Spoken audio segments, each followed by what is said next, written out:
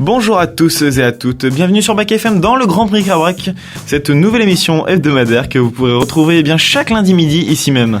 Voilà, et avant de démarrer réellement l'émission, je vais me permettre de vous la présenter. Je suis ici aux côtés de Vincent, mon cousin, pour vous parler chaque semaine de plein de choses en fait. Chaque semaine, nous présenterons 2 chroniques, donc chacun, que nous choisirons à l'envie parmi un panel d'une dizaine de thèmes en fait. Donc que ce soit actualité insolite, de l'analyse de films, des annonces, des critiques sur les sorties cinéma, des news high-tech, des découvertes d'applications mobiles, des chroniques sur les jeux vidéo, des interviews et bien d'autres thèmes. Tout cela sera abordé tout au cours de l'année. À chaque semaine, en fait, il y aura des thèmes qui seront pris au hasard pour avoir des émissions assez variées. D'où le nom de l'émission, puisqu'on pioche parmi des chroniques un peu comme dans un bazar, un grand magasin. On appelait ça le Grand Bric-à-Brac, c'est pas facile à prononcer. Et avant toute chose aussi, j'aimerais vous rappeler vous présenter plutôt qu'on a mis en place un système de review, c'est-à-dire que vous pouvez nous tweeter en fait sur @grandbricabrac, donc @grandbricabrac tout attaché, et on pourra voir vos réponses et directement communiquer avec vous en temps réel. Je vous propose, alors on n'a pas encore de générique, c'est la première semaine, on y mettra en place dès la semaine prochaine normalement, et je vous propose de partir directement avec la première chronique. Avant peut-être aussi présenter aussi, on a une chaîne YouTube. Oui, il y a une chaîne YouTube qui a été mise en place qui s'appelle Le Bric-à-Brac, j'ai plus l'adresse en tête exacte. Et en fait, la chaîne YouTube c'est Le Bric-à-Brac, il y aura des vidéos un peu de tout qui seront. Et le Grand Bric-à-Brac, c'est l'émission de radio qui est centrale à cette chaîne YouTube. Mais on en parlera plus la semaine prochaine en détail quand elle sera un peu plus quand il y aura les premières vidéos qui seront dessus. Puisque c'est un truc qui est autour de la chaîne radio, mais la chaîne radio est quand même le point central de ce projet. On va appeler ça un projet. Et je vous propose d'enchaîner avec la première chronique. C'est moi qui vais démarrer, d'accord ? Oui, vas-y. Et donc, alors, il n'y a pas de générique. Donc, on avait l'habitude l'an dernier, je sais pas si vous aviez écouté le jeudi, c'était JMS. Il y avait Vincent, moi et Thibaut. Et donc là, on reprend une émission à nous deux, qu'on a changé de concept. Donc, il se peut que des fois, on dise JMS. C'est possible dans le début de l'année. On va pas vous le cacher, mais ça va pas rester longtemps, on espère, pour le bien de l'émission. Alors, dans cette première chronique, on va parler de Snapchat qui continue de se renouveler sur iOS et Android. L'application a été créée en 2011, ça fait quand même déjà 4 ans, et propose dès aujourd'hui une nouvelle option qui s'appelle Lenses. Elle vous permet, vous en avez sûrement entendu parler, de superposer des effets vraiment spéciaux sur les selfies à l'aide de filtres qui sont différents des quelques filtres qu'on avait d'habitude qui affichaient l'heure en gros et 2-3 couleurs. Alors, si vous ne savez pas comment utiliser la nouvelle fonctionnalité, vous avez fait la mise à jour sans savoir ce qu'il y avait dessus. Il suffit simplement, quand vous faites un selfie, d'appuyer longtemps sur la touche pour prendre une photo ou une vidéo, enfin comme pour prendre une vidéo en fait. Et si vous êtes sur un appareil compatible, parce qu'il y a beaucoup d'appareils qui ne sont pas compatibles. Les 3/4. Voilà, donc en général il y a les mobiles assez récents et les iPhones pour tout ce qui est Samsung, Sony assez récents et les iPhones sont compatibles. Le reste, tout ce qui est pas les dernières générations de téléphones en fait sont pas tellement compatibles. Mais vous allez le voir très rapidement, si vous avez une toile qui s'apparaît sur votre visage à ce moment-là, c'est que c'est compatible. Et vous pourrez choisir. Il faut appuyer longtemps sur le visage. Il faut appuyer longtemps sur le visage aussi. Alors bon, il faut suivre les instructions en général qui s'affichent. Différents effets sont proposés, notamment un superbe arc-en-ciel qui sort que les gens se vont sortir de la bouche en général pour référence à Nyan Cat et compagnie. Des yeux globuleux qui sont très flippants, des cœurs pour on va dire tout ce qui est contact un peu, tout ce qui est charme des cœurs, enfin des trucs voilà. J'ai pas encore pu faire le test de mon côté, ça marche pas par exemple. Non, moi non plus ça marche pas. Mais il y a pas mal de vidéos qui tournent sur internet avec des gens qui s'amusent avec eux-mêmes ou avec leurs chats aussi, puisque les animaux sont détectés par le logiciel. Et je connais quelqu'un aussi, c'est le mur de son salon a été détecté comme un visage. Il ne sait pas pourquoi. Et c'est des problèmes qui ont été retrouvés chez Kinect et d'autres appareils comme ça où ils détectent des visages sur les murs sans raison apparente et on ne sait pas pourquoi. C'est des bugs. Mais alors il y a aussi une autre. Snapchat fait parler pour une autre raison de lui. C'est la raison des replays qu'il faut payer désormais. Donc c'est en plus de la fonctionnalité qu'il y a eu là, donc les filtres. Snapchat a proposé, donc là c'est uniquement aux Américains pour l'instant, de payer pour revoir les messages qui ont été reçus à hauteur de $1 pour 3 rediffusions. Une offre qui est quand même extrêmement contradictoire au principe des contenus qui sont hébergés sur l'application, qui sont d'être immédiats et éphémères. Donc le principe de revoir, c'est vraiment exclusif. Donc une situation qui est frustrante pour ceux qui reçoivent beaucoup de snaps, qui mériteraient une rediffusion parfois. Se justifie la société Snapchat sur son blog en fait.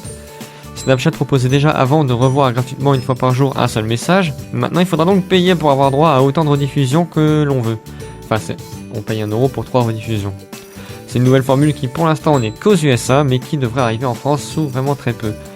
Et donc faut rappeler que l'application poursuit sa lancée pour acquérir d'avoir d'argent, c'est évident, on a bien compris que c'était pour avoir de l'argent qu'ils ont fait ça, puisqu'ils ont testé en 2014 l'intégration des publicités, ce qui avait déjà rapporté beaucoup d'argent, 15 milliards avaient été rapportés juste avec l'ajout des publicités.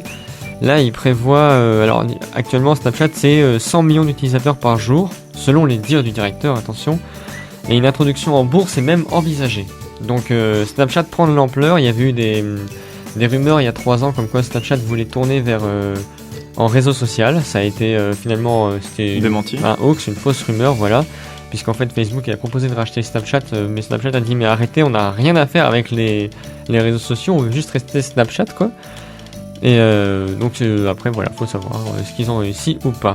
Je me perds déjà dans mes feuilles, première émission, je suis très fort. Ah, ma chronique est finie. Je vous propose, il est déjà 12h22, de vous laisser avec la première pause musicale, on se trouve après, pour la prochaine chronique de Vincent qui nous parlera de parcs d'attractions. Non, je vais commencer plutôt par les applications mobiles. D'accord, ok. Et bien on se trouve après la pause, à tout de suite sur Back FM. On est de retour à l'antenne sur Back FM dans l'émission du Grand Bric-à-Brac, je me suis pas trompé, avec Vincent, donc pour cette première émission de l'année. Et on va parler donc, pour enchaîner non, on va faire ta chronique à toi Vincent, j'allais enchaîner sur ma chronique. Non. Non. Première émission, premier fail, c'est pas deuxième fail déjà. Allez Vincent, je te laisse avec ta chronique, donc vas-y. Eh bien Jocelyn, on connaît tous le parc d'attractions Disneyland. Le parc d'attractions magique, voilà, il est plein de magie, il est magnifique, il est plein de bonheur et on peut même y retrouver nos personnages préférés, nos héros préférés comme Mickey, Donald ou Blanche-Neige, Tic-Tac et puis tous les autres. Eh bien, tu as déjà été à Disneyland ? Bah oui. Oui, 3 fois. 3 fois, d'accord. Imagine maintenant le même parc, mais inversé. Qu'est-ce que tu pourrais imaginer ? C'est-à-dire que quand je dis inversé, c'est le même parc, mais sordide. Une école.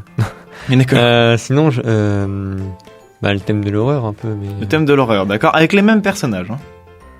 Comment tu verrais les attractions ? Comment tu verrais le château magique ? Comment tu ferais Déjà, le château hanté, ce serait on inverserait les deux châteaux, le château hanté et le château au centre du parc, un peu niveau ambiance. Et Space Mountain... Mais s'il faudrait vraiment prendre l'inverse en mode opposé, le Space Mountain prendrait l'opposé, ce serait plus dans l'espace, mais sous la Terre, par exemple, ou un truc du genre. Mais ouais, alors... Ça dépend comment t'appelles l'opposé. Est-ce que c'est l'opposé, genre la féerie ? Bah là, du coup, c'est cauchemar. Est-ce que ce serait cauchemar ou de la féerie ? Oui, c'est plus ça. Bah un truc cauchemardesque, quoi, genre Halloween toute l'année, quoi, mais... Et bah t'es pas loin. Est-ce que tu connais Dismaland ? Non. Alors, Dismaland, concrètement, c'est quoi ? C'est un parc d'attractions, d'accord ? C'est un projet artistique, temporaire, qui prend la forme d'un parc d'attractions. Il est créé par l'artiste Banksy. Tu connais ? Banksy. Non, Banksy. Ouais, c'est un anglais. Il est très connu, ce monsieur. C'est un artiste qui fait du street art. Banksy. C'est un monsieur qui fait du street art, qui est très connu dans le monde entier. Et bien sa dernière œuvre, en fait, c'est un parc d'attractions qui a été fait donc en Angleterre. Il est situé dans la station balnéaire de Weston-super-Mare. Pourquoi Dismaland ? Eh bien, tout simplement parce que Dismaland, pourquoi le mot Dismaland ? Parce que je te vois que t'as compris ou pas ? Ouais, non mais. Vas-y. Il y a mal dedans. Oui, non. En français, ça ferait Dismal Land. Non. Oui, enfin. Oui, non. Alors, mais justement, en anglais. Le jeu de mots, il est en anglais. En fait, c'est un mélange, parce que Dismal, ça veut dire lugubre. D'accord. Et avec Disneyland, donc le mélange entre Dismal et Disneyland, ça fait Dismaland. Voilà, tout simplement. Alors en fait, c'est une version sinistre de Disneyland. Banksy, lui, le décrit comme un parc à thème familial inadapté aux enfants. Il est composé des œuvres de 58 artistes et il propose des concerts chaque vendredi. Le personnel d'accueil a pour mission d'être froid et distant avec les clients. C'est génial. Vous y trouverez 18 attractions qui sont toutes détournées des parcs d'attractions habituels. Par exemple, ne serait-ce, vous rentrez à l'accueil, il y a un service de sécurité. Le service de sécurité, c'est 2 fois ce qu'on pourrait avoir dans un aéroport. D'accord ? Ils vous parlent, ils sont très froids. Ils vous passent au détecteur, ils vous passent avec les barrières, vous savez. Ils passent les sacs et tout. Mais c'est volontaire. C'est de la mise en scène. Voilà, c'est toute une mise en scène. L'accueil qui est à l'intérieur, donc le personnel à l'intérieur, ils ont une espèce de serre-tête avec des oreilles de Mickey, mais ils doivent faire la gueule en fait tout le temps. Et ils ont un gilet jaune, enfin un gilet orange, un peu comme les techniciens de surface ou des choses comme ça. Ils ont un gilet orange et donc ils font la gueule et c'est très très perturbant. Limite pour eux le boulot c'est de ne pas rire, ça va être difficile. Oui, c'est ça. Alors il y a par exemple notamment donc il y a le château, le fameux château qui est magnifique à Disneyland. Le château de la Belle au Bois dormant. Voilà, exactement. Le château de la Belle au Bois dormant, eh ben on le retrouve dans Disneyland, mais cette fois il est en ruine. Il est même pas fini, genre il y a une tour qui est pas finie. Il est en ruine et il est pas fini. Et quand on rentre dans le château, eh bien on y retrouve Cendrillon et son carrosse et ses chevaux. À une petite nuance près, c'est qu'elle a eu un accident, que le carrosse s'est retourné, que les chevaux sont par terre, qu'elle est morte. Elle est morte sur le. En fait, tous les détails amusants du parc sont tournés en mode. C'est extraordinaire, genre la pêche au canard qu'on voit dans les parcs d'attractions, qu'on voit aussi dans la fête foraine. Eh bien, les canards sont couverts de mazout. Ah, génial. Voilà. Mais c'est vraiment le thème est là pour. C'est sinistre. Ça te fout la déprime ce parc en fait. Alors il était fait sur une ancienne piscine en fait. Est-ce que les manèges ils se coupent au milieu et les gens ils meurent pour l'ambiance aussi? Non. Mais par contre dans le même genre, il y a aussi genre quelqu'un qui a des ballons et qui offre des ballons aux enfants et c'est écrit, c'est un ballon qui est tout noir, et dessus c'est écrit I'm an imbécile. Je suis un imbécile.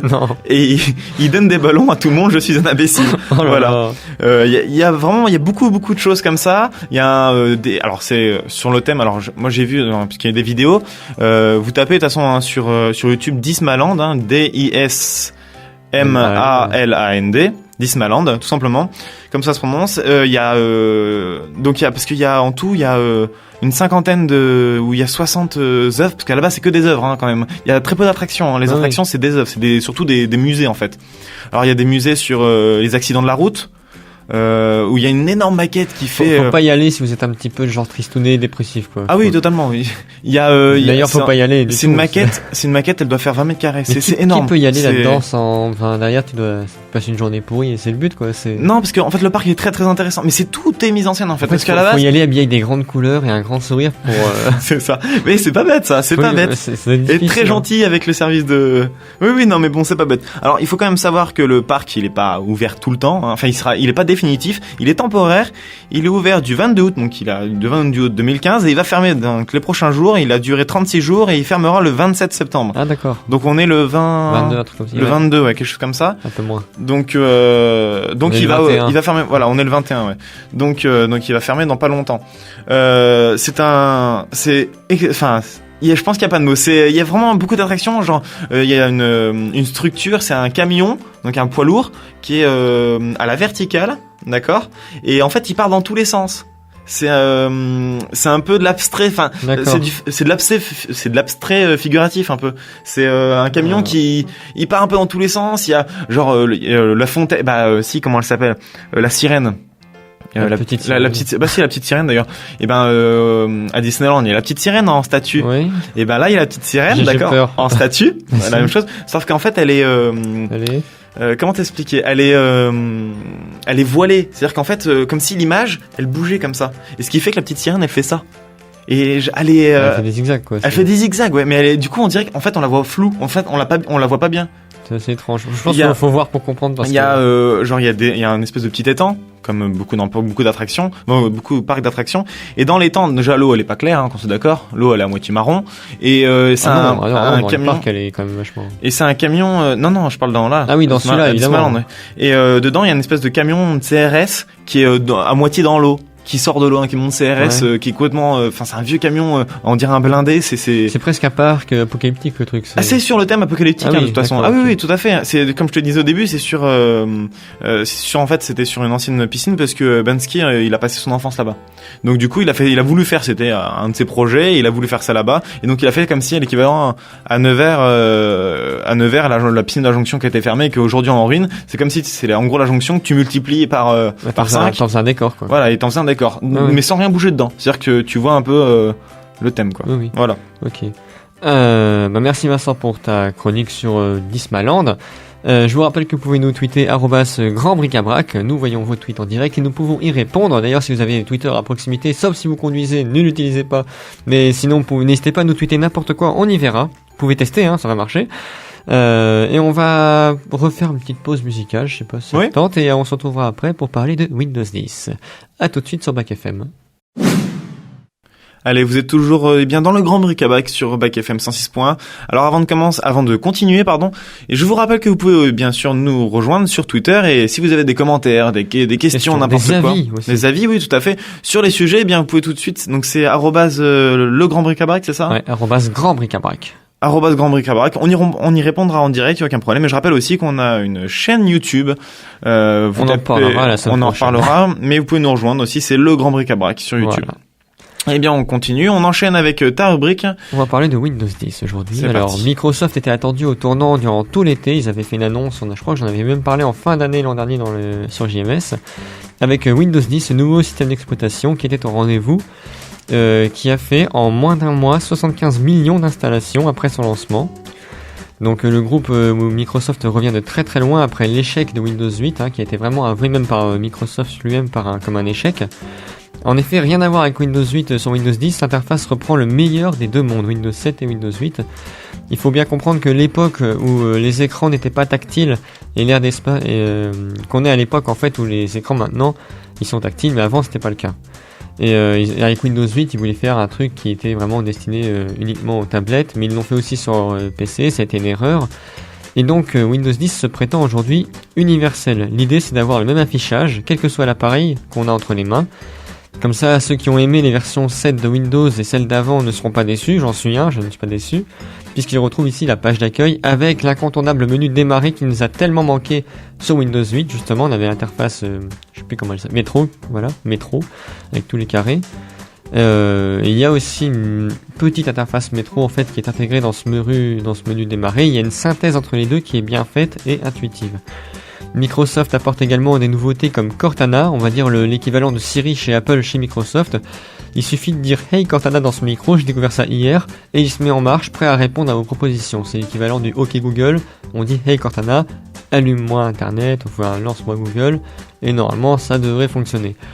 Le problème c'est que il en est à son début, donc forcément il s'enrichit avec le temps en apprenant à connaître les gens. En fait, plus on lui parle et plus il apprend des mots. Ah bon ? Ouais, donc ce qui fait que, mais ça marche à l'échelle planétaire ce truc-là, donc il est déjà vachement avancé. Ah oui, d'accord. Et il affine ses propositions après au fur et à mesure qu'il vous connaît vous mieux. Donc vraiment là c'est individuel. Mais c'est un système des favoris, du référencement. Oui, quand on met une lettre historique. à la fin, voilà, c'est pareil. Après voilà. Et il y a le nouveau, alors Internet Explorer, on peut lui dire enfin adieu. C'est Edge qui le remplace. On en avait déjà parlé. Ah bon ? On n'en avait jamais parlé ici. C'était dans une web radio, pardon. Et donc il veut faire justement oublier ces mauvaises réputations qu'avait Internet Explorer, qui avait une très mauvaise réputation. Et qu'il y a toujours. Avec la possibilité maintenant dans Edge par exemple d'annoter ses pages web sur les stylets avec les stylets ou de mettre des favoris de meilleure manière. Il y a une fonction qui s'appelle Continuum qui permet de passer du bureau au format tablette d'un coup, avec une tablette, un ordinateur. Idéal pour les appareils qui sont hybrides ou pour tout ce qui est réseau Wi-Fi chez soi-même.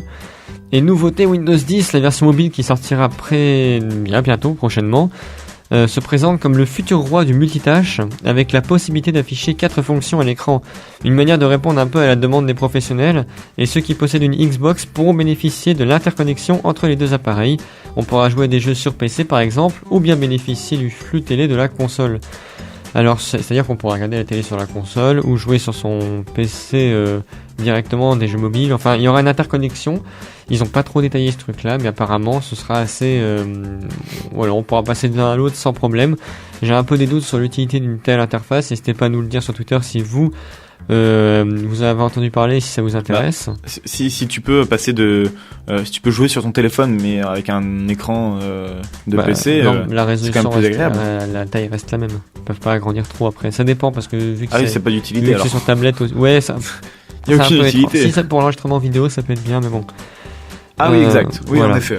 Alors après, comme ils ont l'air vraiment certains de la qualité de leur nouveau système d'exploitation, ils offrent le passage à Windows 8 à tous ceux qui sont sous Windows 7, 8, 8.1 et même aux versions craquées. Les gens qui ont craqué Windows 7 ou 8 ont eu la proposition d'avoir Windows 10 gratuitement. Voilà, parce qu'il faut pas se mentir, mais les versions craquées sont proposées par les personnes qui vendent Windows, parce qu'ils ont fait en sorte que les gens qui ont Windows, même en craqué, aient des bonnes versions, afin d'avoir une bonne image. Ils ont été très très loin chez Windows quand même, ce qui fait qu'ils ont proposé à tout le monde en fait Windows 10 gratuitement. Ceux qui le payent ont vraiment pas de bol en fait. Mais la migration ne s'est pas faite sans problème. Il a fallu 3 mises à jour pour venir à bout des premiers bugs qu'ont pu rencontrer les early adopters. Et ça, je le sais bien, j'en suis un. Alors, la dernière, mais pas la dernière vraiment, puisque Windows 10 a un très très gros défaut, c'est celui de la confidentialité. L'installation du nouvel OS, du nouveau système d'exploitation, propose par défaut une collecte de vos données personnelles. C'est-à-dire qu'en fait, toutes les 10 minutes, 15 minutes, il y aura un paquet d'informations qui vont être envoyées au serveur de Microsoft. On ne sait pas ce que c'est, mais on sait juste que toutes les 15 minutes, il y a des choses qui partent de notre ordinateur et qui vont chez Microsoft. Même éteint ? Hein ? Même éteint ? Non, enfin, s'il est allumé ou en veille, mais après éteint, non, c'est pas possible, je ne pense pas. Alors après la CNIL, donc c'est la Société Nationale, je ne sais plus, a publié un document qui permet de réduire au minimum la communication des données à l'éditeur et à ses partenaires. Donc en gros il existe, on va dire, des tutoriels pour réduire cette migration de données, mais n'empêche que les 3/4 des gens qui n'ont pas envie d'aller aussi loin dans les manipulations de leur ordi, laisseront ça, et après c'est des gens, chacun adopte son point de vue par rapport à ça en fait, aux protections des données. Alors après moi ce que j'ai aimé sur Windows 10 par exemple, c'est le passage à Windows 10 qui s'est fait sans douleur et le plus simplement du monde. J'ai pas un très bon réseau, m'a fallu 2 jours, mais franchement une fois qu'on est sur Windows 10 ça se passe très bien. Il y a 2-3 logiciels qu'on installe qui sont plus compatibles, mais ils ont mis une option, on fait clic droit propriété. Si jamais ça vous arrive et que vous n'arrivez pas à lancer un logiciel à cause de Windows 10, clic droit propriété, vous cochez une case dans un onglet, il y a écrit lancer ce logiciel sous Windows 7 et ça simulera, on va dire, Windows 7 pour le lancer. Pour les vieux jeux par exemple, je pense à Roller Coaster Tycoon, j'ai voulu y jouer, j'ai dû faire ça et ça marche. L'interface, donc Microsoft a enfin réussi à rallier les amoureux de Windows 8, enfin s'il y en a, et ceux de Windows 7 dans un mix. Et ce que j'ai moins aimé, par contre, même ce que les gens n'ont pas aimé, ce qui peut empêcher les gens d'installer Windows 10, si vous n'êtes pas un adepte de l'informatique et que vous ne l'avez pas installé et que vous hésitez, je vous le dis clairement, attendez encore 8 mois, 9 mois, attendez les prochaines grandes vacances. Patient, oui. Puisque, pour être certain de ne pas avoir un truc avec des bugs, puisque il faut avoir à l'esprit que les bugs de démarrage peuvent survenir.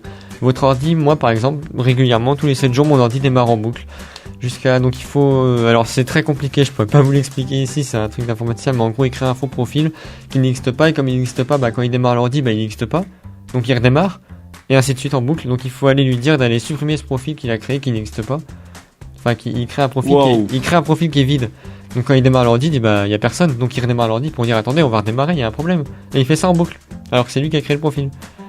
D'accord. Donc il faut aller lui dire non, il faut y aller, faut aller dans l'ordi puis lui dire arrête. Faut aller supprimer manuellement le truc. Tu lui parles, tu le caresses, voilà, tout, tu lui dis. Et il y a eu un autre bug aussi que j'ai eu chez ma grand-mère, je suis allé chez elle pour réparer son ordi parce que par exemple elle avait plus le menu démarrer ne s'affichait plus. Elle pouvait cliquer nulle part, donc il fallait aller lancer un invité de commande et puis taper une commande. Et je vois mal ma grand-mère taper une commande de 20 lignes quoi. Oui. Elle n'y connaît rien. La confidentialité c'est aussi le point noir de Windows 10. C'est Windows qui fait tous ces bugs là ? C'est les mises à jour qu'ils lancent en fait avec Cortana notamment, c'est quelques bugs qui ont été mis, mais c'est une version un peu pré-test, donc c'est normal qu'il y ait ces bugs, on signe pour ça d'un autre côté. Par exemple toi, ce que tu dis que c'est tous les 7 jours, mais non, c'est que moi une fois que t'as lancé une mise à jour, elle se répète tous les 7 jours, il faut resubir le truc, c'est un cycle. D'accord, mais on peut décaler mais pas indéfiniment. Est-ce qu'un jour tu pourras le... Oui, un jour ça va se corriger, mais il faut attendre. Ceux qui corrigeront avec les mises à jour. Oui, voilà. D'accord. Mais il faut attendre, il y en a ça fait 7 jours qu'elle démarre en boucle, je pense. C'est possible. Et voilà, donc c'était la confidentialité. Et on va terminer avec une petite chronique, enfin une petite brève vite fait sur Facebook qui s'est rendu célèbre par son bouton like quand il est apparu quand même, c'est la chose. Il faut savoir que récemment, il parle d'intégrer la fonction je n'aime pas. Sérieusement, dans Facebook, c'est mardi dernier, enfin il y a 6 jours, pendant des questions-réponses qu'ils ont fait avec Mark Zuckerberg, il a reconnu que les gens voulaient pouvoir exprimer de l'empathie. Ils ne se sentaient pas à l'aise à l'idée de dire j'aime pour des événements comme un décès ou la crise des réfugiés par exemple. Oui, je suis d'accord. Et on a tous eu affaire à ça à ce moment-là où on est concerné. J'aime. J'aime. Ouais. J'ai vu ton message quoi. Les gens réclament un bouton je n'aime pas. Ça a été possible sur Facebook via des applications, mais il fallait seuls ceux qui avaient installé l'application pouvaient voir les autres je n'aime pas.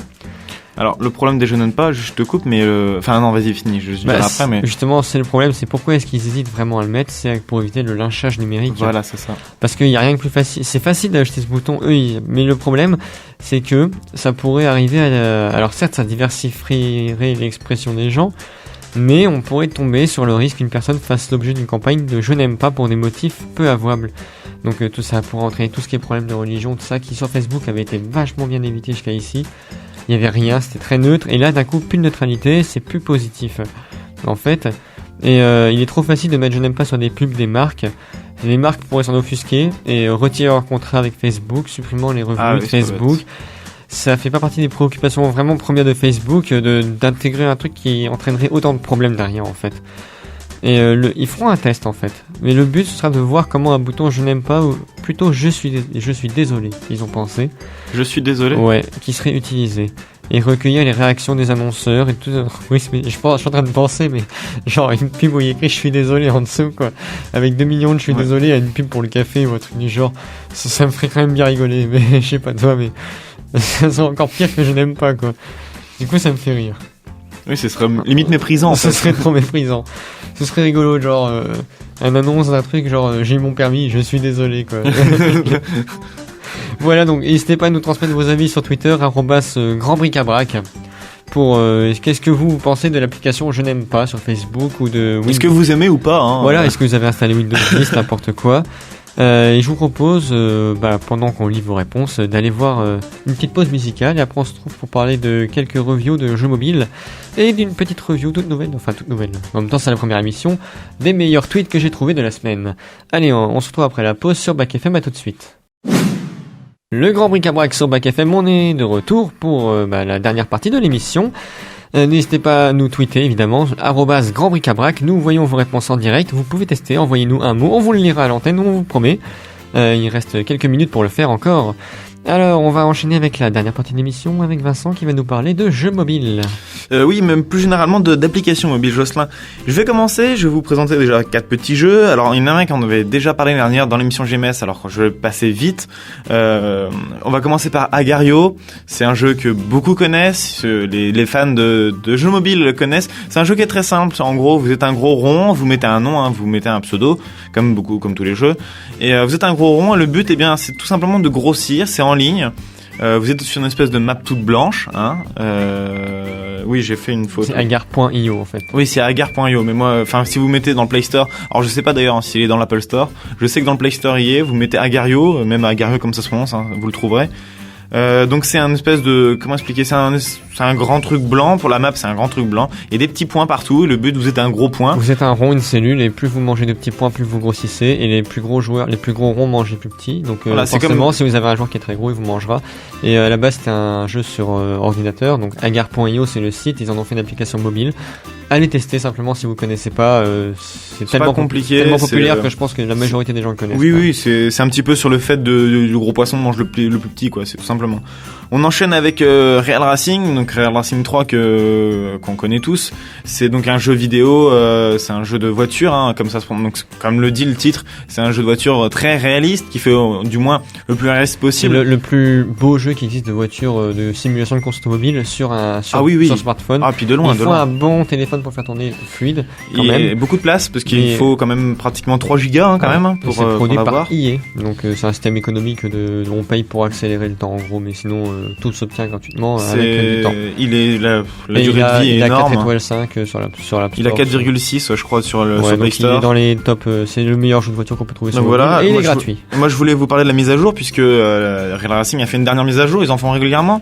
Ils ont parlé de donc on avait fait le 24 heures du Mans. Là c'est la NASCAR dernière. Et là NASCAR voilà, donc vous savez c'est un peu le stock car de la NASCAR quoi, des circuits en rond qui tournent comme dans Cars, pareil. Voilà, donc il y a beaucoup de critiques, je veux juste vous en parler parce qu'il y avait beaucoup de critiques sur cette mise à jour puisqu'il y avait énormément de bugs. Donc on attend simplement une autre mise à jour pour la correction de bugs sur ça. Je vois que tu fais la grimace mais bon. Non, moi ça va, j'ai pas eu de bug. Donc moi j'ai peiné à l'installer. Et on continue avec Angry Bird 2 qui est sorti il y a un mois, quelque chose comme ça. Ouais. Un mois, donc il y a 2 mois. Mais 2 mois. Oui, il y a 2 mois. Ils ont raté leur annonce en fait, ils l'ont fait en plein été, personne ne l'a vu. Et ben moi je vous le conseille, je pense que Jocelyn aussi puisqu'il est génial, il est très bien animé, très fluide. En fait l'animation est très beau, le gameplay est superbe, mais il y a un petit point qui pêche. C'est l'histoire, enfin moi pour moi. C'est l'histoire. Non, il y a une histoire pour moi. Ouais, mais par rapport aux autres, elle est pas. Dans les autres Angry Birds, il y a pas d'histoire à part les Star Wars et compagnie, mais c'est pas des histoires. Là, il y a une vraie histoire, il y a un petit scénario qui se répète très vite, très longtemps. C'est normal, il faut que le jeu s'arrête jamais. Mais ce qui est critiqué, c'est le système de vie. En fait, on a un système de 5 vies, et une fois qu'on a plus ces vies, on attend une heure pour rejouer. Et c'est assez infernal, quoi. Et je vais juste finir sur une petite application, Clean Master. Alors, il y en a beaucoup qui connaissent. C'est un système qui permet de vider votre téléphone, parce qu'il faut savoir que souvent le principal problème des téléphones, c'est la place, c'est le stockage. La RAM, la place, enfin c'est la surchauffe. En fait, il vide tous les documents, tout ce que vous avez d'inutile dans votre téléphone, il le vide, comme ça vous fait de la place en plus. Vous pouvez faire des mises à jour et notamment jouer à Rail Racing par exemple. Voilà. Non mais voilà. Et puis dans le même truc, Clean Master vous propose aussi de recharger votre batterie en fonction du temps que vous avez. Si vous êtes pressé, vous mettez rechargement rapide, il vous rechargera la batterie très rapidement. Si vous avez par exemple aussi des fichiers inutiles à supprimer, si vous avez un petit antivirus, il y a un petit antivirus, un système aussi pour lancer vos jeux qui tournent mieux, et il y a un dernier système qui consiste à gérer le téléphone quand il chauffe trop en fait. Ah oui, exactement. Quand il chauffe trop, il vous coupe des trucs en fond et ça permet d'éviter qu'il surchauffe. Donc voilà, il est très bien, il y a énormément de choses qui est autour de cette application, je vous la conseille, c'est Clean Master, c'est très simple et c'est vraiment sympa, Non, d'accord. Et donc merci pour la chronique. Alors maintenant on va passer, chaque semaine je vous citerai entre 2 et 5 tweets que j'ai trouvés qui m'ont vraiment fait mourir de rire. N'hésitez pas à m'envoyer vos tweets d'ailleurs sur Grand Bric-à-Brac. Si jamais ils me font rire, je les mettrai dans l'émission, il n'y a pas de souci. Le premier, c'est un tweet, c'est quelqu'un, j'ai pas eu leur nom hélas, qui dit « À chaque fois que je dis à la caissière que je n'ai pas de carte de fidélité, j'ai l'impression de lui briser le cœur. » Et le deuxième, c'était un compte Ned Flanders, donc je pense que c'était quelqu'un d'anonyme, on va dire, parce que... qui a dit « Si ça se trouve, j'ai inventé la machine à remonter le temps, et comme c'était une connerie, j'ai voyagé pour m'empêcher de la fabriquer. » D'accord. C'est tout, voilà. Je vous remercie d'avoir suivi l'émission, c'est terminé, on se quitte pour le Grand Bric-à-Brac, on se retrouve lundi prochain à midi, même heure évidemment, aux côtés de Vincent, on parlera de plein de choses, midi 10, voilà, et on se quitte, donc je vous dis à la semaine prochaine et merci d'avoir écouté le Grand Bric-à-Brac.